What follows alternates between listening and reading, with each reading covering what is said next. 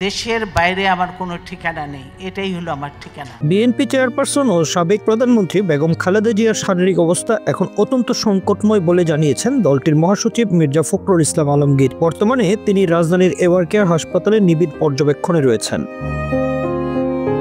দীর্ঘদিন ধরে নানা জটিল রোগে ভুগতে থাকা খালেদা জিয়া সর্বশেষ 23 নভেম্বর শ্বাসকষ্ট দেখা দিলে হাসপাতালে ভর্তি করা হয় তাকে। সাবেক এই প্রধানমন্ত্রী গত কয়েক মাস ধরে ঘন ঘন অসুস্থ হয়ে পড়ছেন।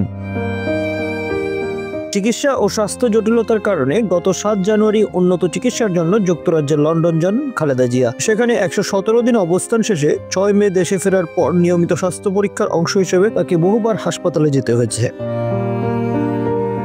80 বছর বয়সী খালেদা জিয়া হৃদরোগ, লিভার, ফুসফুস, কিডনি, আর্থ্রাইটিস, ডায়াবেটিস সহ বিভিন্ন জটিলতায় ভুগছেন দীর্ঘদিন ধরে। এর মধ্যে লিভার, কিডনি ও হৃদরোগকে বেগম জিয়ার জন্য সবচেয়ে ঝুঁকির কারণ মনে করছেন তার চিকিৎসকরা। খালেদা জিয়ার হার্টে পার্মানেন্ট পেসমেকার আছে এবং এর আগে স্টানিং করা হয়েছিল। তিনি মাইট্রাল স্টোনোসিসে ভুগছেন। বেগম জিয়ার ব্যক্তিগত চিকিৎসক ডাক্তার জাহিদ হোসেন এর আগে বিবিসি বাংলাকে জানিয়েছেন, খালেদা জিয়ার শরীরে স্থায়ীভাবে লিভার প্রতিস্থাপন করা হয়নি। বর্তমানে তার যে বয়স, তা স্থায়ীভাবে লিভার প্রতিস্থাপন করা সম্ভব কিনা সেটি দেখা প্রয়োজন। সাবেক প্রধানমন্ত্রী কিডনি রোগটি আরেকটি ঝুঁকির কারণ বলে মনে করা হচ্ছে। চিকিৎসকরা বিবিসি বাংলাকে বলেছেন, বিভিন্ন সময় কোনো ধরনের ওষুধ খাওয়ার পর ক্রিয়েটিনিনের পরিমাণ বেড়ে যাচ্ছে, এটা নিয়েও দুশ্চিন্তা কমছে না।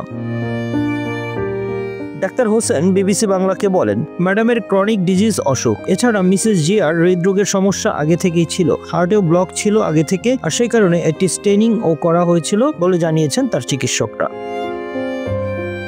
তার চিকিৎসকরা বলছেন, হার্টের সাধারণত যেসব অসুখগুলো থাকে তার মধ্যে 3টি বেগম জিয়ার মধ্যে রয়েছে।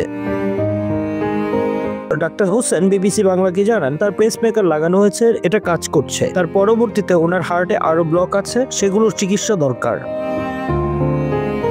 মেডিকেল বোর্ডের এক সদস্য বিবিসি বাংলাকে বলেন, মিসেস জিয়ার শরীরে যেসব রোগ বাসা বেঁধেছে সেটি কেবল একটি রোগ নয়। ধরুন লিভারে যখন সমস্যা হচ্ছে তখন কিন্তু হিমোগ্লোবিন কমে যাচ্ছে। একটি রোগ আরো কিছু নতুন সংকট তৈরি করছে। Bangla affairs news desk.